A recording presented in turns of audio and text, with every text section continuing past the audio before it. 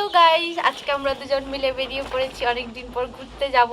কোথায় যাব এখনো ঠিক নেই, তবে যাচ্ছি যেখানে হোক, গেলে তোমাদেরকে দেখাবো। তোমরা ভিডিওটা দেখতে থাকো। আর আজকে আমাদের দুজনকে কেমন লাগছে অবশ্যই জানিও। মোটামুটি হাওড়া রাস্তা আমরা চলে এসেছি।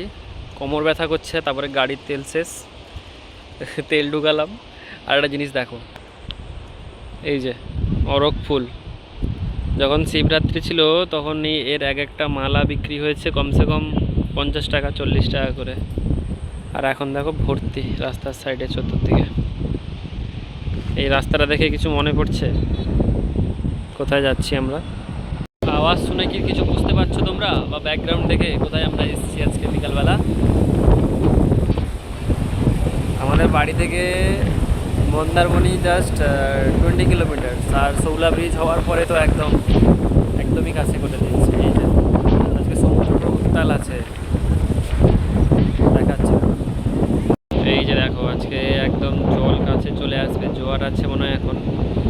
সব কাছে কাছে একদম চতুর্দিকে জল, সমুদ্র অনেকটাই কাছে চলে এসছে। আর এই যে সঞ্চিতা আমার পাশে, জানি না ভয়েস কতটা শোনা যাচ্ছে, কিন্তু সমুদ্র আজকে অনেক কাছেই আছে, এরকম অনেক কাছে আছে। ভালোই লোক আছে, আজকে উইকেন্ড না।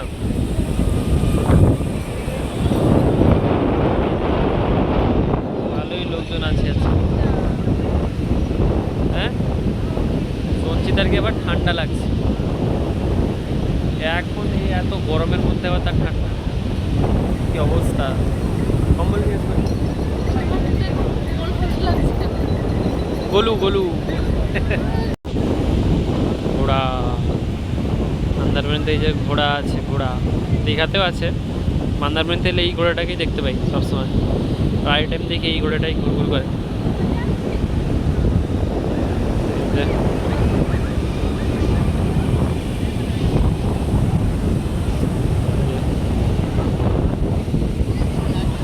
অন্যান্য দিন এতটা তো জল থাকে না, অনেক দূরে থাকে, কিন্তু আজকে কিছু একটা ব্যাপার আছে, হয় পূর্ণিমার কটাল টটাল আছে, ওই জন্য দেখো কি জলের তোড়টা দেখো, শুধু প্রচণ্ড তোড় জলের।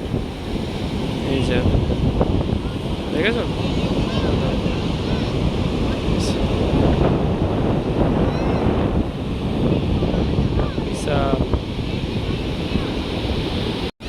তো মোটামুটি ঘোরা আমাদের কমপ্লিট। তো এবার আমরা বাইরে চলে বাড়ি চলে যাব, বাইরে না, তো বাড়ি চলে যাব। সঞ্চিতা এইদিকে যে লাইভ করছে বসে বসে, এই যে খেতাচ্ছে আমাকে মাঝে মাঝে, ফেসবুক লাইভ চলছে তার ফোনে। তো এবার আমরা আস্তে করে চলে যাব বাড়ি। বাড়ি গিয়ে ব্লগটা তোমাদের সঙ্গে শেয়ার করছি।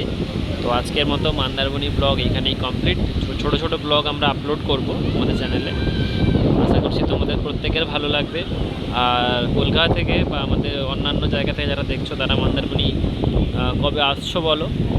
আর তোমরা তো দেখছি প্রায় কলকাতা লোক এখানে টুরিস্ট ভর্তি আছে, কলকাতার লোক তো বেশি এখানে আসে। আর তোমরা অন্যান্য জায়গা থেকে আমাদের মন্দারমণিতে এসো, খুব ভালো লাগবে, খুব মজা হবে দেখবে।